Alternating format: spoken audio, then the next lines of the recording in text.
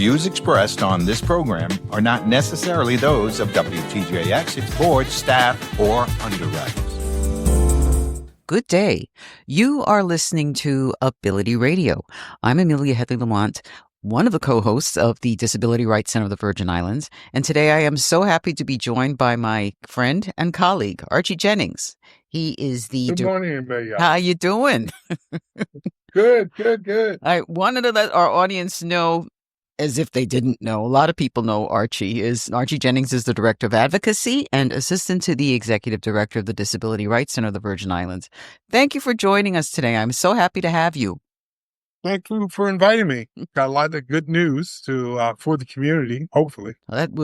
We could use some good news, that's for sure. Right. That's true. Well, one of the things that we were going to talk about, and there's a variety of things, and one of the topics that has been of interest in our community is a variety. One having to do with, of course, the Americans with Disabilities Act, a new law that's in place possibly for the Virgin Islands, referred to as the ABLE Act. Next month is Mental Health Awareness Month. So how should we tackle this? What do you think? Well, again, a new law that gives relief to a lot of parents with children with disabilities and persons with disabilities can take advantage of is what we are focusing on a little bit. It's called Achieving a Better Life Experience Act. That's the acronym for ABLE. And it's meant to help to establish a savings account program for individuals with disabilities. So it could be for a person with a disability, or someone who's a designated beneficiary of such account, or they could be the owners of the account themselves. And it helps in the overall, we all are facing this high expense of medical needs. Right. So regardless of your race, gender, nationality, station of life, with the ABLE Act, you can open a savings and investment account to assist that person to meet their medical needs and other needs that are qualified under the Act.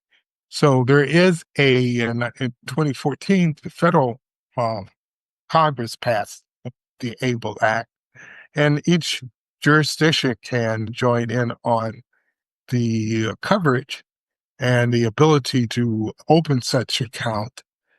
And Virgin Islands now has it pending before the legislature and senators. So those who are interested in this aspect, dealing with the high costs and expenses of medical, durable equipment, medical needs, should pay close attention and get to your senator and make sure they pass such an act for the Virgin Islands.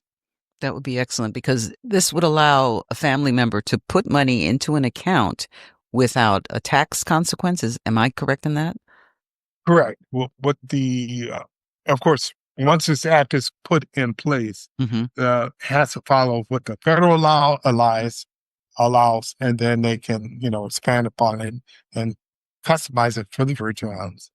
But it's to enable them to save money for qualified disability expenses without affecting any of their eligible other government benefits. Because as you know, like for Medicaid, if you, of course, no matter what the income, they have to have income eligibility.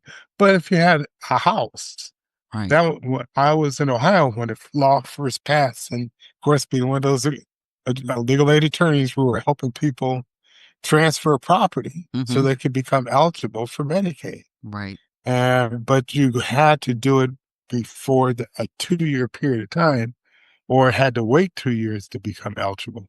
So now with this ABLE Act in place and savings account, the person can not only open an account, people can donate to their account, and it'd be tax free for the recipient. But the other person on the other side can take it off as a deduction, or if a charitable organization, they could take it off as charitable contribution. So there's aspects of it that needs to be flushed out with the Virgin Islands Act, but essentially it will help parents and relatives. And as we get to our age where we may need assistance with Social Security and Medicare and Medicaid, it will help all age groups, meet those medical durable equipment needs Right. or expenses. And ABLE stands for, what was the acronym standing for again? Oh, Ability. you're testing my memory here. Yeah. Achieving a better life experience. Okay. I'm going to write that down. Achieving a better life experience. Okay. Achieving a better life experience. ABLE. That's excellent. Thank you for that. And, as it evolves, an individual can call the Disability Rights Center for more clarification and just to get an update, correct? Correct. But first, they should be out there pushing to make sure it gets passed. Right. It's going to be before the Mr. Drago, who's the executive director of Disability Rights Center, is lending some testimony to the passage. And hopefully it's happening this week. But look for it. Call your senators about it.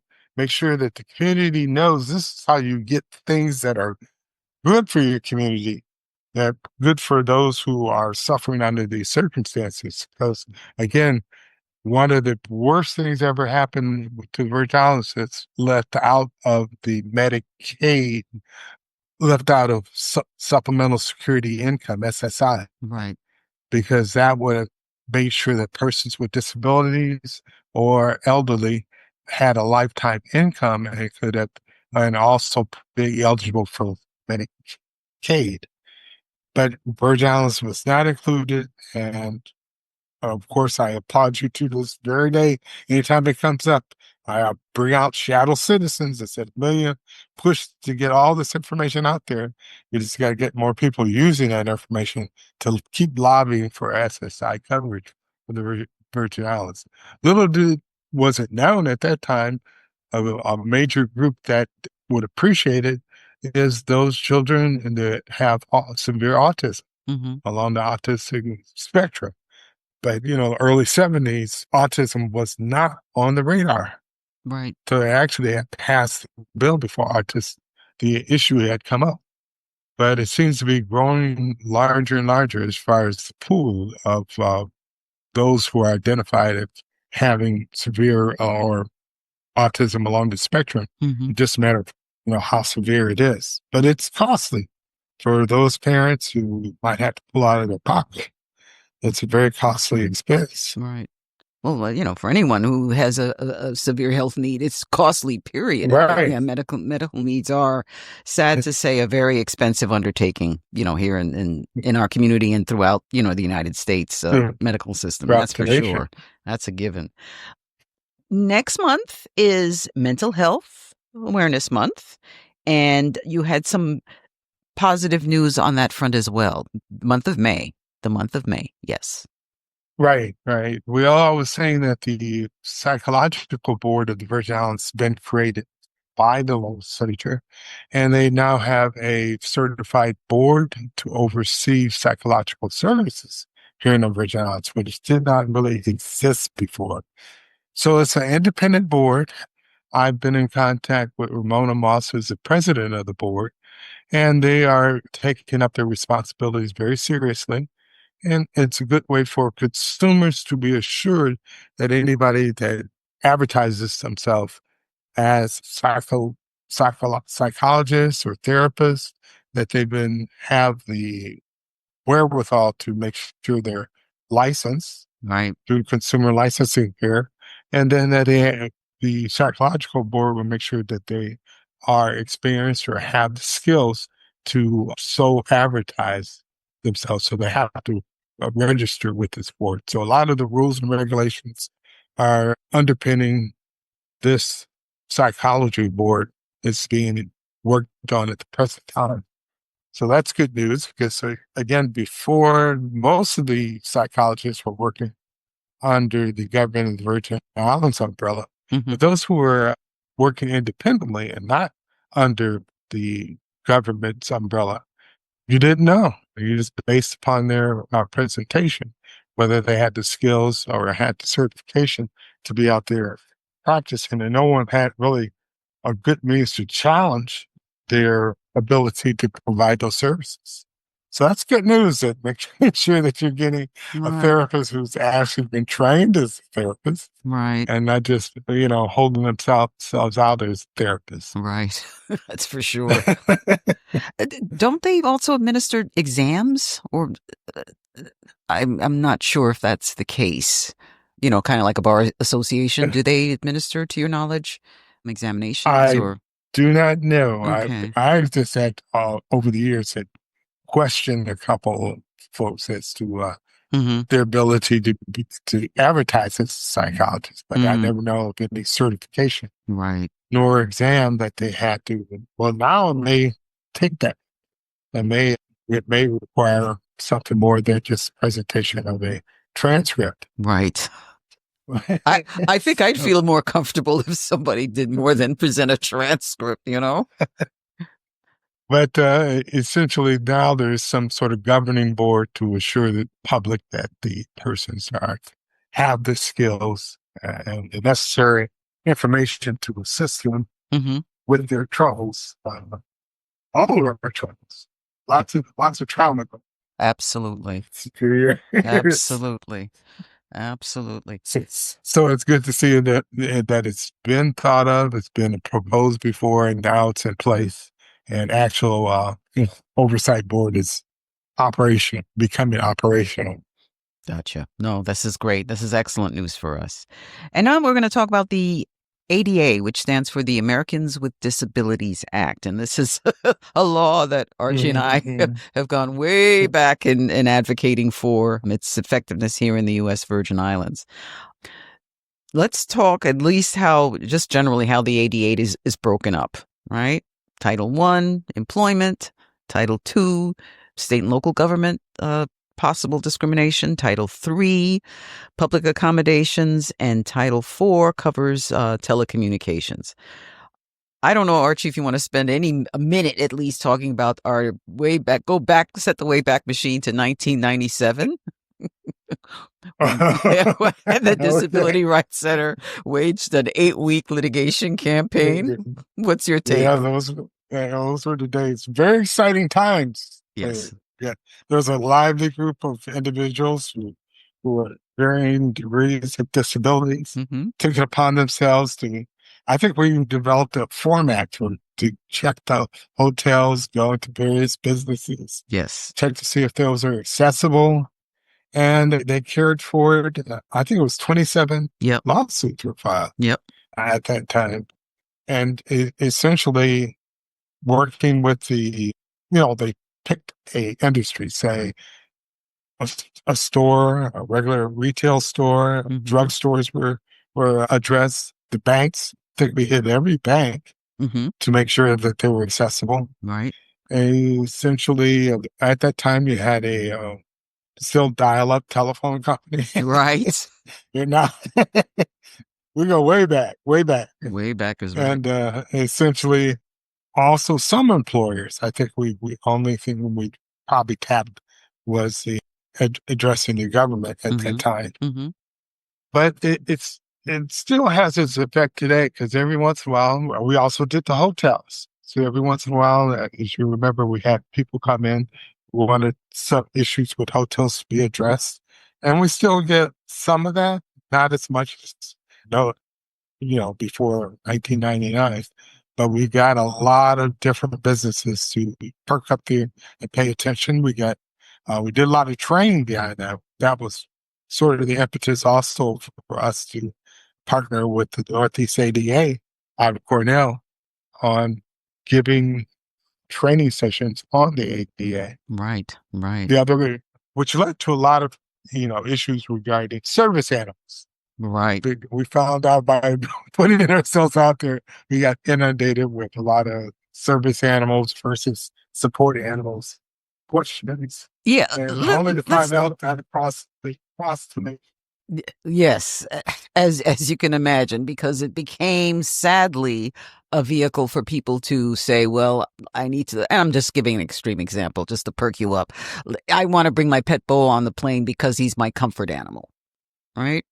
Well, no, Right. that's not what a service animal is under the Americans with Disabilities Act, correct? Well, it was also confusing because the Air Carriers Act came out first, Uh-huh. and which allowed support animals on the plane. And I was always confused when when the ADA came out, and they only had a service. I was there when they gave a presentation at the National Disability Rights Network from the Department of Justice. They just said, oh, okay, they can have two animals. They're going to have a canine or a small pony. Of course, they had to explain to me why a small pony. Then after I heard because of rural areas, the terrain, and the issues with them having trucks that and the animals could be transported. But they didn't really give any parameters with regard to a canine. Mm-hmm. So then it came down to, okay, well, I had to wait for the Department of Justice to come out with some rules and regulations, guidance. And so they said, well, you can't challenge them other than asking if the person has a disability and does this animal perform a task?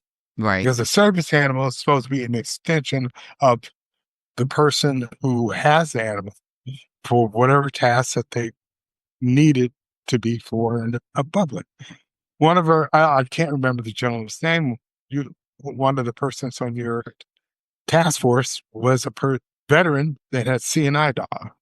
And if you've been around CNI dogs or others truly trained service animals, they blend into the background. Right. They have to be under the control of the owner. They can't be aggressive. They don't even bark. Right. And you So shouldn't pet them I've been in. because they have a No, task. They're they're working. yeah, they're on the job. Right. So you shouldn't be approachable, and the person would let you know and say, "Oh, this is my service animal," Mm-hmm. and that's the cue that the person that the dog is on cue and it's on doing their job, and they're there for the person that has, a harness Mm-hmm. Yes. or under a leash. They Right. have to be under control of the person with a disability. Right. So I mean, I've been in too many airports where somebody comes up with 2 or 3 dogs and say, "Oh, well, these are my service dogs." Yeah. Wrong. Yeah. Not Or you got a smart aleck niece who brings to a little pocket dog to a restaurant and say, "Well, this is my service animal." uh-huh. So, so people were trying to sneak them in all kind of different ways. Also, the other law was the Fair Housing Act, which since the 60s had developed its own mechanism with regard to basically their pets. What they call them assistance animals or emotional support animals, but they're not service animals. They do nothing other as a task than calm down the person or as a company or companion for the person.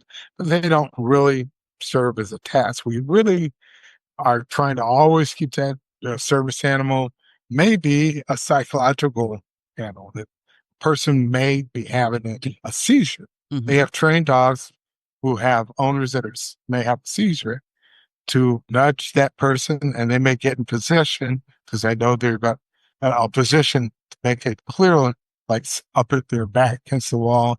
They have the seizure to slide to the wall down to the floor so they won't fall. Mm-hmm. And then a person may have a seizure that's non-intrusive, and they'll get back up and go about their business. So there's dogs that have little packs on them. If a person needs to take their medicine, the dog will come up. It's got like a little fanny pack on its neck, and they will take their medication. So they can train the dog to do various aspects, and that's why they picked out canines. What was happening for a while there, support animals, some people turkeys, rabbits, Right. and It just tried to get them on the plane. Yeah. And it took a while before the airlines changed their position and started requiring that what I knew it to be said she wanted an animal, you could either put them in, they travel with you, and then either put them in cargo or they had to sit on each position in a cage under the seat of the Europe in order to see them on the plane. So there was no coordination. The airlines did what the fair housing under Fair Housing and Housing Act and condominiums, they were doing something else. And then ADA came in 1992 and effective with the Service Act. Okay. But it took going to a conference to get all three laws on the table, and some coordination And to amongst distinguish. the various laws. Yeah. Right. No, understandable. Okay. So service animals per se, as it relates to the ADA, applies to arguably a canine, right? Or a horse, Right. or small point, but we'll just say canines because that's more readily available, I think, that performs a specific function for the person, right? And it's not a canine that you would even approach to pet or anything like that. This dog is working for his custodian, either getting that person, through the streets or their apartment, or I guess administering assistance with medications or assistance if an individual is having a seizure. That is a service animal, to be distinguished from a pet for emotional support, right? Now, the emotional support, that's not an Americans with Disabilities Act application. So are you suggesting, Archie, that an emotional support animal would fall under fair housing? Yes. Okay. That's where it was developed. Okay. It was under the Fair Housing Act. And of course, a lot of people have pets. I've had pets. Mm-hmm. And you become very attached to them, almost like your children. I Right. had a pet from law school until I got to the Virgin Islands Mm-hmm. over a 15-year period. Mm-hmm. So you become attached, and they're like family. Mm-hmm. So, and although I didn't, I guess only took one vacation with my cat, but there's families that want to make sure that they go with them wherever they go. Right. And that under that law, that's amenable, but Mm-hmm. doesn't work on airlines. You have to check with each of your airlines. Most of them are developing accommodation and reservation lines. So you make sure if you are traveling with your animals or animal Mm-hmm. service animal, make sure the airline knows about it. And do not try to work that out at the gate, Right. service gate. Right. Got to be a ticket counter before you get on the plane, before you get to the TSA line. Right. Otherwise, you may end up in an argument and miss your flight. Right. One of the things that we also had tried to, advocate for and improvements on is at our local airports. Has there been any updates to your knowledge with regard to that? Access to the aircraft and, whatnot? No.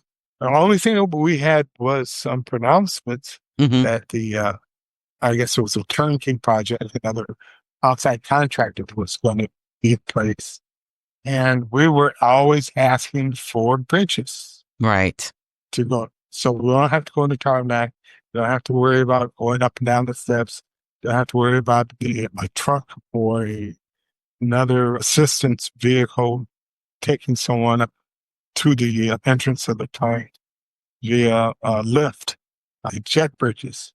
And I thought I saw, I don't have it before me now, but I thought at one point in time they had one rendering of the proposed airports with a jet bridge. Right. But other than that, we ran into that problem, I think, back in 2000 with American Eagle. That's the only one we were able to get a court action because they were following to the Air Carriers Act provisions as to boarding of persons with disability. Gotcha. And there was, at a point in time, there were ramps. JetBlue brought its own ramp, or they had lift trucks, same trucks that they used to lift, basically transport the food catered Yeah. onto the plane. Right. And they That's would not a use the other solution. side, the other entrance. Right. Person would go up by the lift and be able to enter the plane. Now, once they're inside the plane, they couldn't use their own wheelchair. So most planes had one that fit down the aisle. Mm-hmm. Because the aisle's too Very narrow. small. Right. Yeah, very narrow. So that was one thing that, or they could made some arrangements so their first suits the first class, so that the persons don't have to travel far on their own. All right. So that's still a work in progress for sure. That is still a work in progress. So, Archie, we only have 2 minutes left. What should our community do if they have any questions or concerns with respect to the ABLE Act or the Americans with Disabilities Act or mental health advocacy? What do you suggest they do? Okay. Well, we have several avenues. One, DRCVI has a website. So go to the DRCVI website, look up under resources. We have a lot of information on our website that you can follow all of our topics. The other aspect is if you're still unclear, you can call into the office at 772-1200 for St. Croix at 776-4303 for St. Thomas. And we can do an online conference with a question, or you can email us at info, I-N-F-O, at drcvi.org, O-R-G. And we can email you back with information or arrange for a conference call if it's more in-depth information or customized information that you need. Thank you so much. Yeah, no, that's great. I am getting the signal that we need to wrap up, but I want to thank you for taking the time. I'd like to thank our listening audience, and hopefully you've learned a lot. Folks, take care, and thank you so much for listening. Bye-bye.